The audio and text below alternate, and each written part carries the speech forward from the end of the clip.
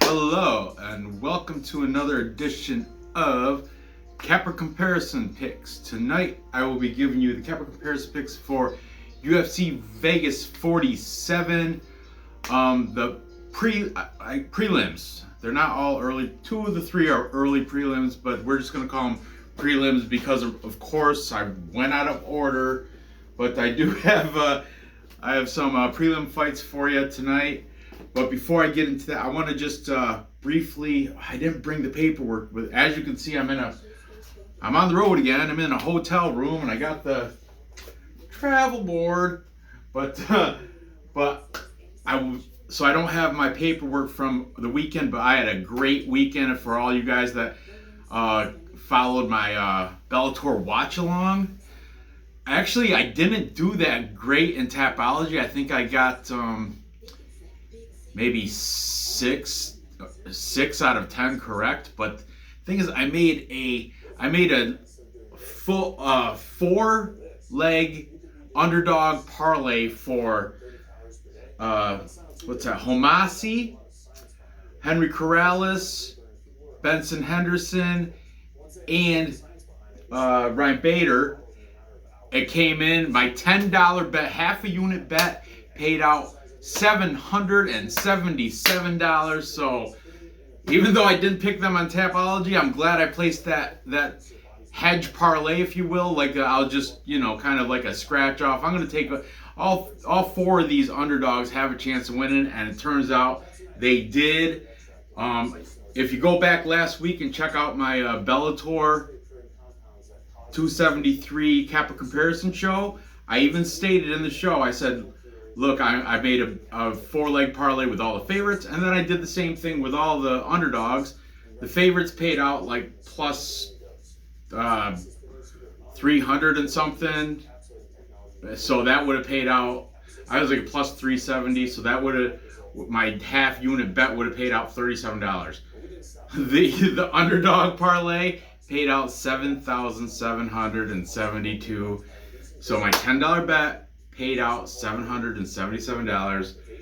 There was on the live stream watch along, Dev and BC Dave and the chat all witnessed it, where I was all, jittery right before the main event. I was thinking maybe I should, but on Bet Online though, you cannot cash out. Once you place your bet, you gotta stick with it. I had a hedge, thankfully on DraftKings, I had a hedge bet, which would have paid either way. Even if Bader did lose, I still would have came out on top. I would have probably won like $200 on DraftKings. But that's the thing. I don't make big money like some of these guys make $100 bets. I make small, like every weekend I roughly spend about $200 in gambling. But I make $10 and $20. I have $1,000 in bankroll, roughly $1,000, give or take. And every time it gets like around $1,500, I cash out $5. I try to keep roughly, give or take, I try to keep about $1,000 in there. So a unit to me, 2% of your bankroll, 2% of 1,000 is $20. So that is 1 unit to me. Some guys, high rollers like BC Dave, a unit to him is $100. So, hey, you do the math, but that's how it flies for me. I like to do what the average 2% of your bankroll as a unit. I came out, thank goodness I won that bet. But anyway, be sure, go ahead, check out the live stream that I did. Dev, BC Dave, they were all with me, they witnessed it. But anyway, I forgive me for all the jabbering. I'm going on and on. Let me get on with this. All right, we got some prelim fights for you for UFC Vegas 47. We're going to start with the curtain jerker on the card. The flyweight fight between Malcolm X Gordon, corny, and Dennis Psycho Bondar. Dennis Bondar is the favorite here at minus 260. I hope you guys can see that. Minus 260 for Bondar. He's got a record of 16-3. He's taking on Malcolm Gordon, record of 13-5 as a professional. He's a plus 210. Okay, little notes here I got. Bondar is the slightly younger fighter. He's 29 years old. And Malcolm Gordon is 31, so I'll write that in there. Bet Online at the time did not have this fight listed with betting odds. So the odds for just this fight, the odds came from Tapology last night, I think. All the other two fights I do on this, they did have odds on Bet Online, so they will be up to date. But we've got. We'll start talking about the favorite first, and Dennis Psycho Bondar. Dennis Bondar is fighting out of the Ukraine, the Kharkov top team. He is coming off a win against Keenan Jafarli, rear naked choke. That was in WWFC, where he was the flyweight champion. That is a Ukrainian regional promotion there. So this will be his UFC debut. That can't be right, because I could have swore I've seen him fight in the UFC before. See, hold up. Just give me one hot second. I'm going to pull up his Tapology. Yeah, I guess I am right. This is his UFC debut for Dennis Bondar. You got to also keep in mind he's the Ukrainian. You know how they have a little bit of turmoil over there, a little bit of a crisis because Russia stacked up troops on the Ukrainian border. So that, I don't know if that's really going to play into. I don't know. It might be a detriment to him as a fighter, because you might think, oh, his mind's not in the fight, but or it might give him a little bit of a push to even fight better, because his country is in a crisis, and it gives you that little adrenaline. I don't know his political stance, like how deep he is into that, but you gotta, that is a variable, I guess, if you want to look at all aspects. Okay, he, aside from WWFC, he was also in the Ased Fight Club, that is out of Azerbaijan, where again he was, I don't think he ever became a champion, but he has plenty of fights there. Those are his two regional scenes. And he's taking on Malcolm Gordon, the Canadian. Malcolm Gordon's fighting out of Adrenaline MMA Training and Fitness. That is out of Ontario, Canada. I looked at Tapology, and another person out of there, fighting out of there, is Jesse Ronson. And actually, Jesse Ronson has a fight coming up against Rafa Garcia in April 19th to be exactly. That is on is that a fight night or a UFC pay-per-view? I'm not sure, but Jesse Ronson out of Adrenaline MMA Training Fitness. We fighting Rafa Garcia. Back on Malcolm Gordon. He's coming off a good win against Francisco Figueiredo. That is Davidson Figueiredo's not as good brother. I think Francisco actually might be the older brother, but he's not nearly as good of a fighter. He seems to have a weak gas tank going into. After 1.5 rounds, his gas tank goes kaput. But anyway, Malcolm Gordon got the unanimous decision victory over him. You know how? Because he kept applying the pressure, kept fighting with pressure. That's how you gas these guys out. The ones that have suspect gas tanks, keep applying pressure. They don't have a chance to catch their breath. They keep having to defend with your oncoming pressure, so they're going to gas out. Before that, he was on back-to-back losses. His UFC debut was against Emir Albazi. Albazi managed to get a triangle choke in round 1, and then after that, he lost to Su Madarji, TKO in like 44 seconds of round 1. So Su Madarji, I think he's a Kazakhstani, or he's definitely from that part of the world. But Malcolm Gordon has a 1-inch height advantage. The reach of Bondar is unknown, so I couldn't tell you the tail of the tape who's got the advantage there. And And 1 inch height advantage is nothing really.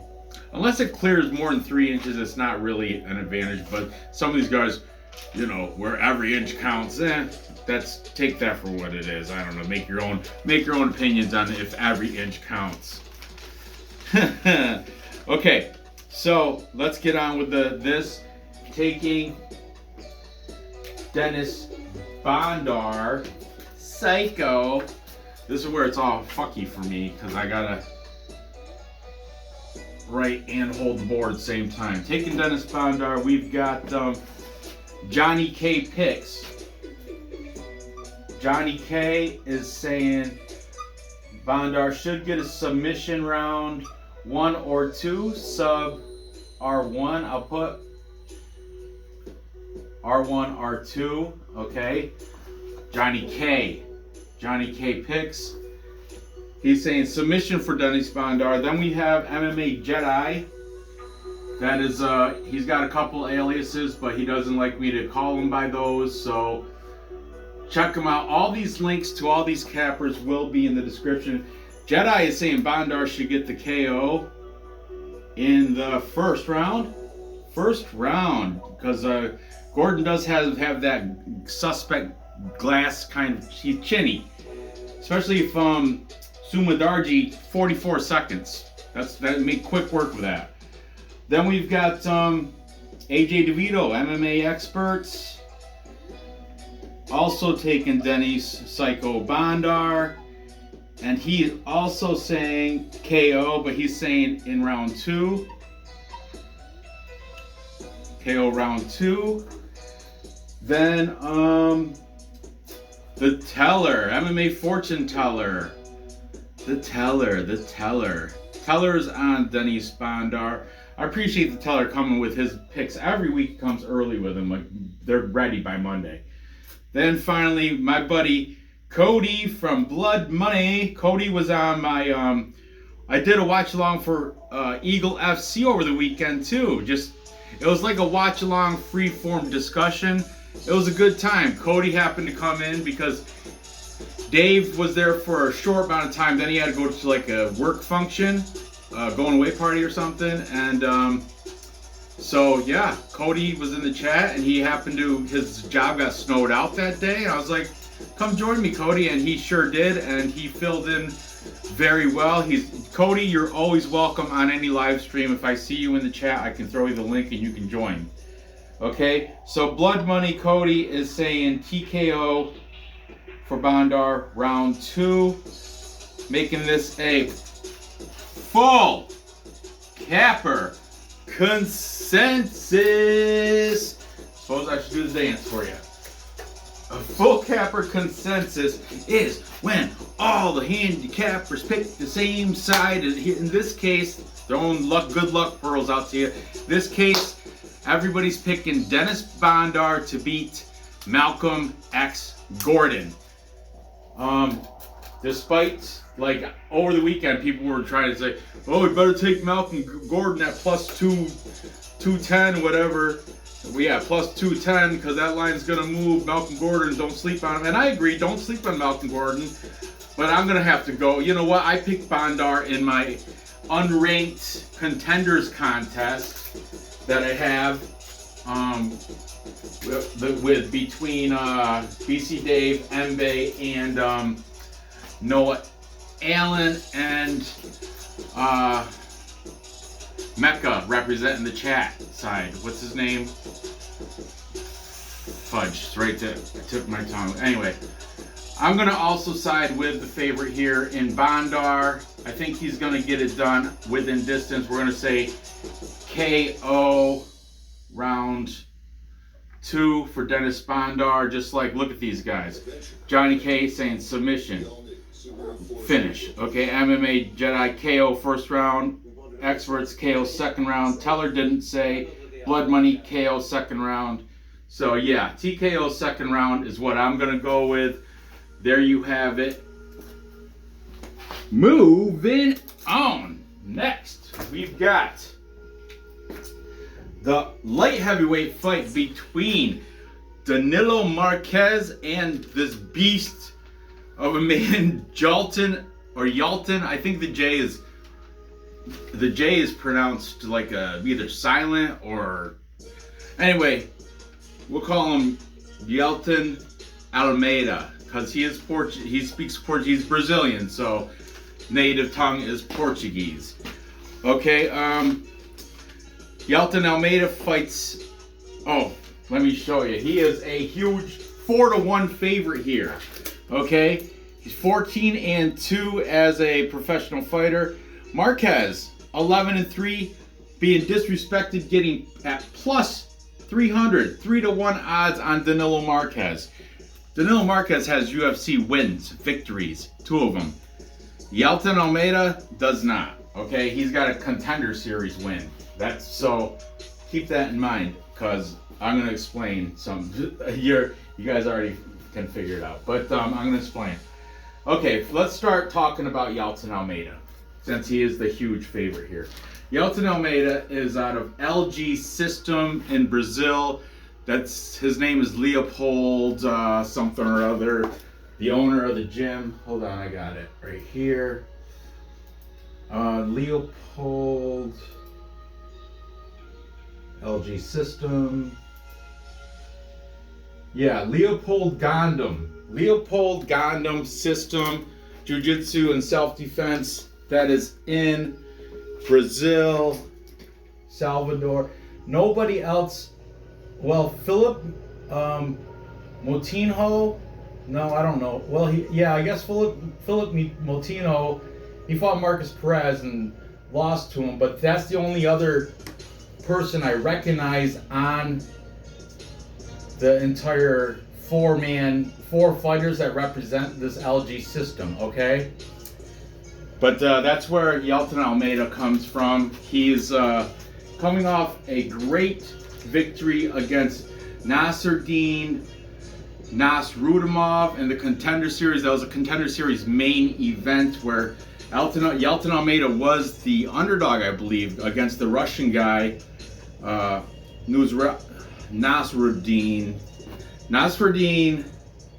Nasrudinov.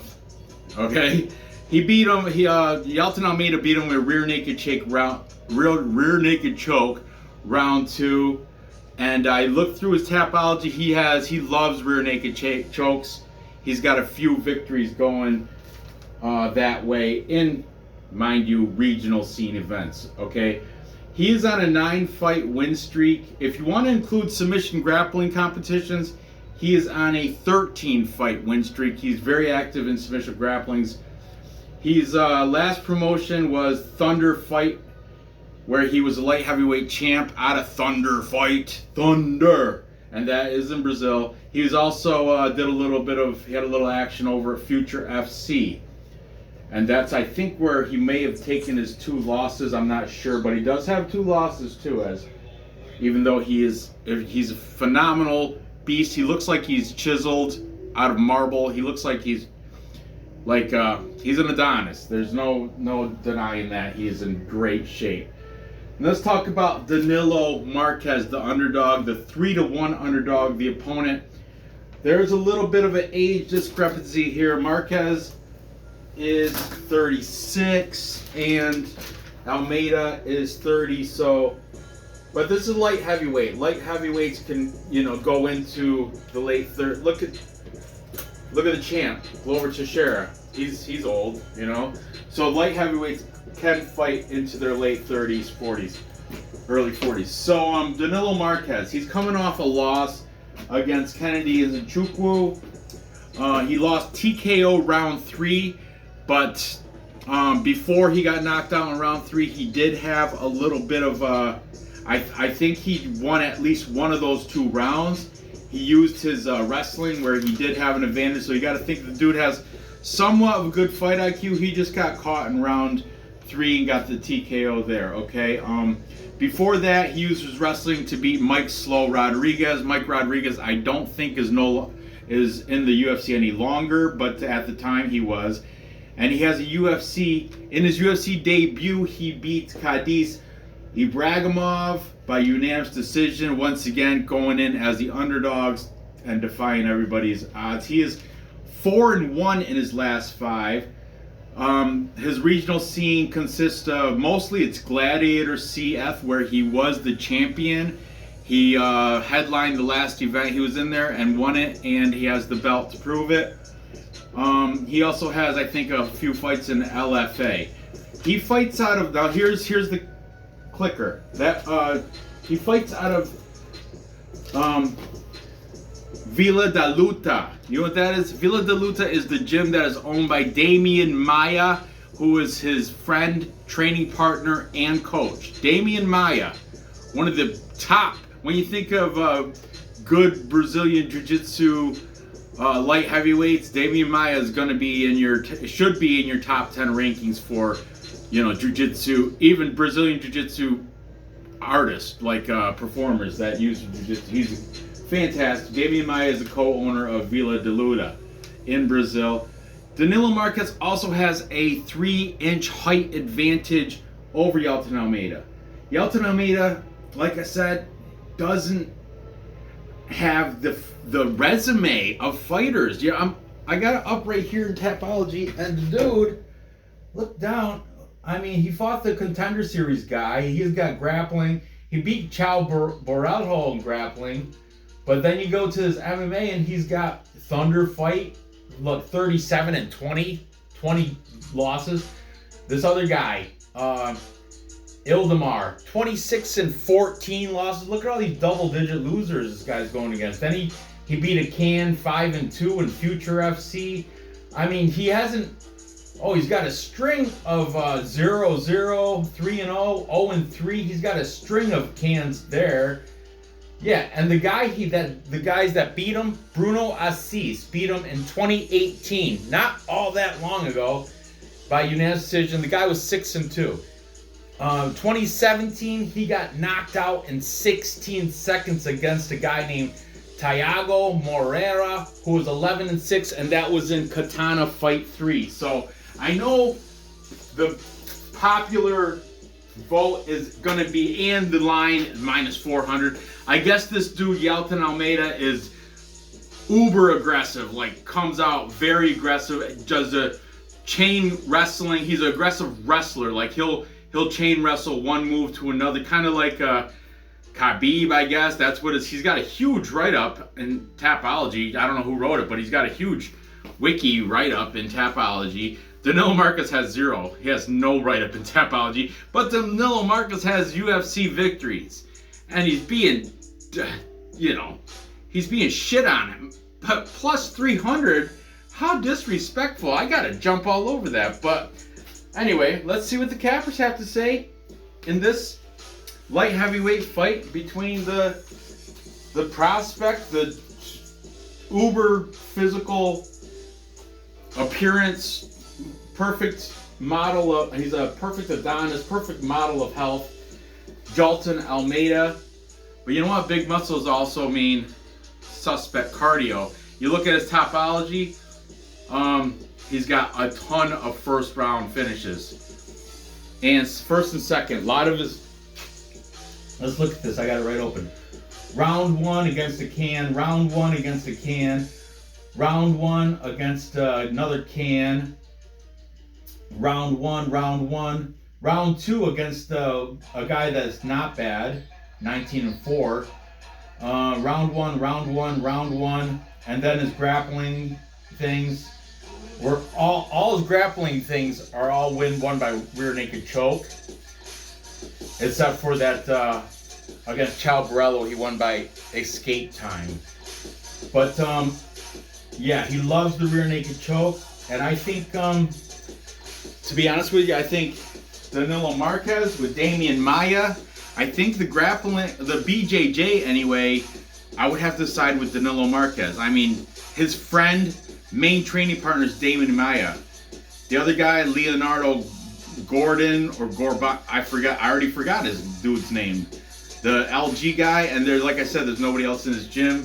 I think the public likes Almeida, how he looks, because he is brolic. He's very, very filled out. I don't even know how he doesn't even, I don't know how he gets to 205, because he looks like his walk around rate with all his muscles, even low body fat. He's like 6'3". He looks like he's he walks around probably 225, 230. Anyway, let's see what the cappers have to say. Sorry for dragging on. We've got Blood Money taking. Cody is taking Almeida. Big on it too. Locked him into a bet. I think it was maybe a parlay. He's saying submission for Almeida in second round. Okay, then we've got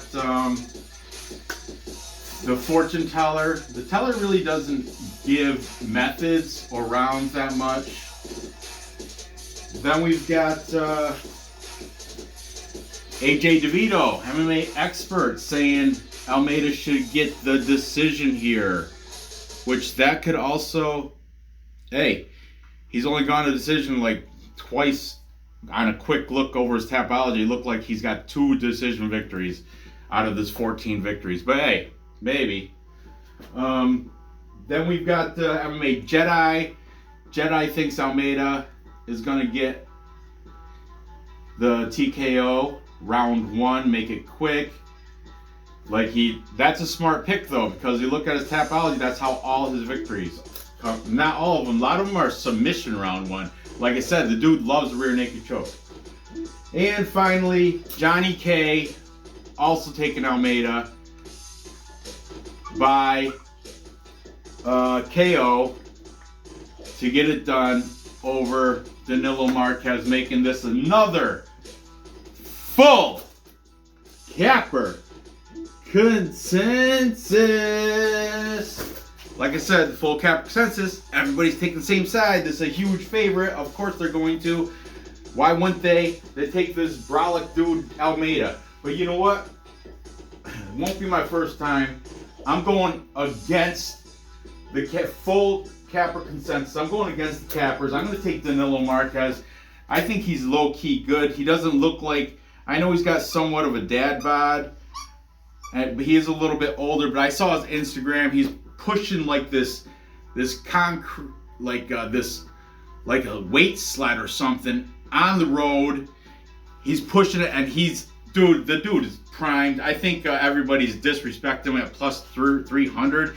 Like I said, he's got 2 wins in the UFC, and he was beating Kennedy and Nzechukwu up until round 3, until he got knocked out. I would argue that the judges were probably going to go his way, and being that he's training with Damian Maia, I think he's probably got a little bit of a better BJJ. He's smart enough to be able to defend. This is how you defend a rear naked choke. You get your arm in there. You get your arm in there. He can't get your neck. Or you tuck your chin. You tuck your chin. He can't get your neck. I think Danilo Marquez knows how to defend from rear naked choke. And this Jailton Almeida, he's either going to ground and pound punch you out or rear naked choke you. I mean, he has won way back in the day against a canned triangle choke, but everything else is rear naked choke. I think Danilo Marquez can defend that shit. Danilo Marquez using his black belt that he got from Damian Maia over there in Villa La Luta and getting the victory. I don't have to say the method because he's already plus 300, but just for shits and giggles, I'll tell you on Tapology, I'm going to take him by submission. Second round. I think the first round is going to be kind of a stand-up war. Almeida is probably a better striker, I would imagine, but I don't know.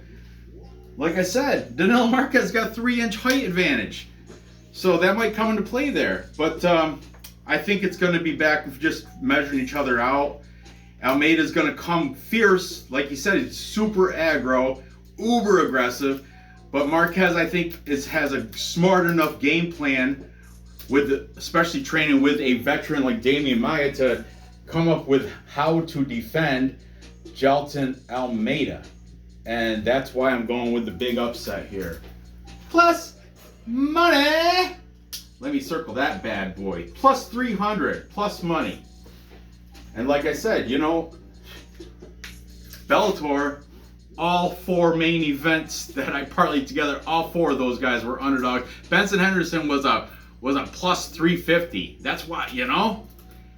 And he won. I don't care if it was a robbery decision because he brought his daughters out there. Hey, you do what you got to do. His daughters looked adorable, and I was praying. I'm like, come on, let Benson Yes, and he got the victory there. And I think Danilo Marquez, I don't even know if he's got daughters or not, but I don't think he's going to need them. Because I think he's not even going to go to the judges. I think he's going to submit this guy, Almeida. Almeida hasn't seen the BJJ that Danilo Marquez can bring to him. He hasn't, look at his tapology. He hasn't fought anybody that Danilo Marquez is going to have trouble with. I'm just saying. Just saying. All right. So moving on, I have to press pause now so I can get the board ready. And we have this is where I'm off because it should be Alexis Davis and Yulia Stoliarenko. But like I said, the order got switched up, and now, so the next fight I'm doing is the Vanilla Gorilla, Jason Witt, taking on Fresh Prince Philip Rowe. Okay, Jason Witt is the underdog here at plus 130. Philip Rowe, the favorite, at minus 150. Jason Witt, much more experience, coming in with a record of 19-7. Philip Rowe still does have a couple of UFC fights. He's 8-3 as a professional. Here's the catch: Philip Rowe, 5-inch height advantage, 10-inch reach advantage. Yeah. That like I said, it's a game of inches. Well, in this case, it sure is. Philip Rowe's got 10. That's a whole 5 inches per limb. So if he's got and I do imagine he's got probably the better striking between the two. But anyway, let's talk about the favorite, Philip Rowe. The Fresh Prince is fighting out of Fusion XL Performance in Orlando, Florida. A couple people that are fighting out of there are Mike Davis, I'm sure you've heard of him, and Jacare Ronaldo Souza is also out of there. Jacare, I know lately he's been a lot of red. I think he's on a 3 or 4 fight losing streak, but still, the dude's got some veteran experience, and I would imagine he's a great training partner since he's been in there for years. Okay, Fresh Prince is coming off a nice win against the Contender Series, or actually a Ultimate Fighter guy out of the Tough House, the Ultimate Fighter house, Orion Koski, one half of the Koski brothers. Philip Rowe came in as the underdog, I do believe, and he ended up getting a TKO round 2 because Orion Koski gassed out.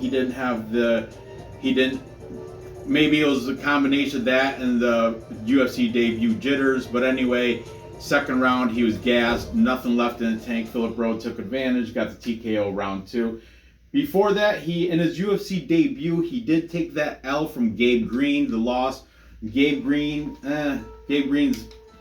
mediocre at best. He's nothing great, you know. And in Philip Rowe's Contender Series, he did beat Edmund Shabazian's brother Leon, the older brother of Edmund. He beat him TKO round 3. I happen to like Leon Shabazian, not as a fighter, but as a person. I like both Shabazians.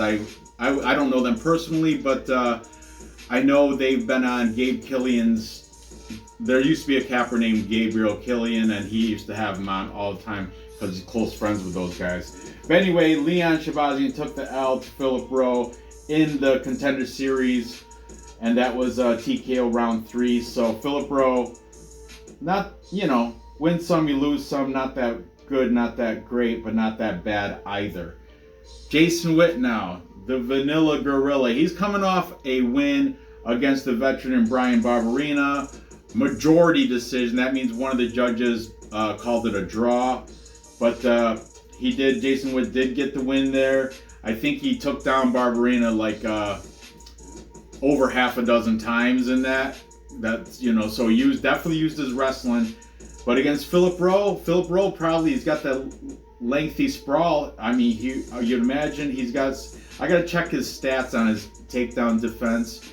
But regardless, back on Jason Witt. Before the Brian Barberena, he took a loss to Matt Semmelsberger where he got knocked out by a counter right in 16 seconds of round 1. Bad look for Jason Witt there. Bad luck. Before that, he beat Cole Williams, who was a joke, shouldn't even be in the UFC. He got him round 2 with an arm triangle. Like I said, Cole Williams, I think he's been finished every one of his UFC fights. Before that, a loss to Takashi Sato, UFC veteran. Once again, round 1 in 48 seconds. That was his UFC debut, and he does a ground and pound from Takashi Sato. Before that, he was in FAC, which is like Fight Alliance Championships, and he won against Zach, what's that say? Busha, unanimous decision. So I don't know what you want to take from that, but he's been win-loss, win-loss, win-loss. Thankfully, more wins than losses. So now he's supposed to, if you follow the pattern, he's supposed to be catching an L here. So, yeah, we got 3-2 in his last 5. One good thing about Jason Witt, though, he's training out of Glory MMA with James Krause, one of the top coaches, if not the top coach. I don't, you know, there's a lot of good coaches now. It's you know, depending, but James Krause is definitely one of the top coaches in the UFC right now, and Glory MMA makes, like I always say, Glory MMA, you can be a mediocre fighter and they'll make you great. He's got fantastic fight planning. He knows, he watches the competitor's weaknesses and strengths and tries to match you up to those weaknesses and strengths. So I'm sure he's accounting for Philip Rowe's massive reach advantage here. But anyway, let's see what the cappers have to say. Jason Witt is a tad bit older. He's 35. Philip Rowe is 31, so 4 years, a little bit older. This is a welterweight fight, 170, so you can still compete in the 30s. Not that where you can't compete in your late 30s is where the lighter weights, like, it's tough when you're down like in your upper 30s to the 40s and you're like flyweight, bantamweight. It's because you lose a little bit of speed every year after 35. That biologically you're supposed to slow down a little bit. Some guys defy the odds and just stay fierce and stay striking weight up right into their 40s, hopefully more so than not. But I've heard 35 is the start of a decline when it comes to speed, and that's where you need it in lower weights.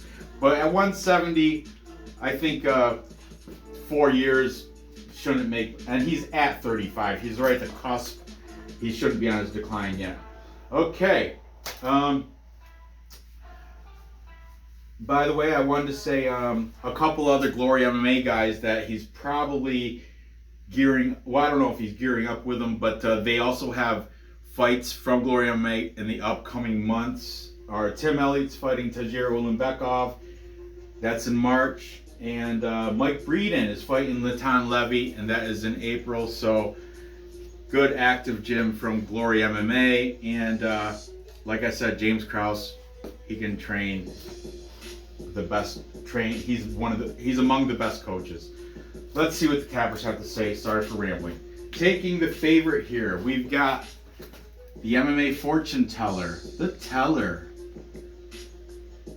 taking Philip Rowe, probably because of that super long reach advantage. Then we've got MMA Jedi. Jedi is saying TKO round 3. I love that. I love when cappers put the method and when, the round, method and round. I love that shit. Then we've got Johnny K also taking Philip Rowe. He says KO in the later. So right now the over-under is 1.5 rounds. The over is minus 155. That's where the bookies, I think, it's going to go at least over 1.5. Under plus 125. That's why Johnny K is saying KO round 2 or 3. So, you know. And finally, well, not finally, but next we have Cody Blood Money also siding with Philip Rowe, the dude with the massive reach and the height advantage too. However, this is not a full capper consensus. We have a contrarian pick from MMA Experts. That's AJ DeVito. And AJ is saying Witt should get the decision here. I understand where you're coming from, brother, because Witt does have the better experience, the better fight resumes. I mean, 19-7 to Philip Rowe's 8-3. Philip Rowe's got that loss to Gabe Green. He's got one victory in the UFC, but that was against a Contender Series guy in Orion Koski, so that doesn't even really count. So you could say Philip Rowe's still a tad bit green, especially against Vanilla Gorilla, 19-7, who's been in the UFC for quite some time, at least for the past 4 fights, beating veterans like Brian Barberena. Cole Williams, that ain't nothing, but still, he beat Brian Barberena, and the other thing is he's chinny, because the other two guys knocked him out in less than a minute in the first round. Matt Semmelsberger and Takashi Sato. So, man, this is a very interesting fight. I really want to go for Jason Witt, but I can't, because Philip Rowe, I think Philip Rowe does have some decent ground game, or Fusion XL, training with Jacare. If you're going to train with Jacare Ronaldo Souza in Florida, down in Florida, you pretty much have some good BJJ, and Mike Davis. But Jason Witt over at Glory, you got to think James Krause has got something up his sleeve but I don't know. It's hard to overcome 10-inch reach advantage, 5 in each limb for a better striker who I think can outpoint the guy, keep him on the outside, and just get out volumed. And Jason Witt shows he's got a suspect chin. He's been knocked out, was it against who is it? Matt Semmelsberger, 16 seconds. Matt Semmelsberger. And then Takashi Sato, 48 seconds. Yeah, I'm going to have to go here with Rowe. I'm not very confident about it, but I will bet it because I'm a degenerate and I bet every single fight. I know a lot of these cappers are like, I'm just going to sit back, fireball and popcorn. Yeah, fuck that. I'm just going to put some money on it, make it enjoyable to watch. Even if it's a hug fest, I got money going one way or the other. I'm either losing or I'm winning. But it's not like huge $100 bets. Like I said, this fight here, I'm going to throw this in the parlay at the end of the show. And when they walk out, who knows? Maybe after weigh-ins, maybe I'll see like a little bad weight cut from one of these fellas. Maybe I will take Jason Witt. I don't know. But I'm saying right now, I'm going to side with Philip Rowe to get it done within distance, most likely KO. Probably I would say round 2. KO round 2. So there you have it. So to recap, time check. Whew, they're almost serving dinner at the bar. Hotel bar. I love hotel bars. You meet the most interesting people. Okay. So to recap, I've got Dennis Psycho Bondar beating Malcolm X Gordon as he should. I think I got him. What did I take him by? I took him KO. I didn't write it down. Well, I did write it down, but I erased it. I'm pretty sure I took him KO probably round 2. Okay. Then I've got Danilo Marquez getting a submission. My big underdog of this show, plus 300. They're telling you guys they are disrespecting the dude. Jailton Almeida's still unproven. They just like how he looks. I could be wrong, but Jailton Almeida has yet to beat anybody I know of that I've heard their name. The Russian guy in Contender Series, I looked at his record. I mean, he hasn't beat anybody. So it's a Contender Series guy. I fade them. Danilo Marquez has wins against proven UFC fighters. So I'm taking Danilo Marquez for the big upset there. I think he's going to submit Almeida. Like I said, I'm Damian Maia, his coach. Jiu-Jitsu has got to be there for him. He can defend the rear naked choke. take Marquez, I'm telling you. Mark my words. Marquez, my words. And finally, I'm going to take Philip Rowe in my least confident pick to beat Jason Witt. Like I said, I'm fading Jason Witt's chin as it's failed before, and Philip Rowe does have that massive height and reach advantage there. And I think he's a better. And if it does, I think Jason Witt does have some wrestling too. He's got better wrestling, but BJJ, I do believe Philip Rowe holds a brown or black belt. So it's very hard to get a submission against a guy with lengthier leverage. Like, you know, you'll see. Philip Rowe should win that. But once again, everything's subject to change at face-offs. So there you have it. Gather the info. Place those bets and cash those tickets. I appreciate you watching. Go ahead and give me a thumbs up. Fill the comments whatever you want. Tomorrow I will be covering. Tomorrow it's going to be a select fights, or I don't know, or maybe more prelims. I don't know. But tomorrow I will be doing 3 more fights for you. So be sure to stay tuned for that. Good luck on your bets. Thanks for watching, and I'll see you guys next time.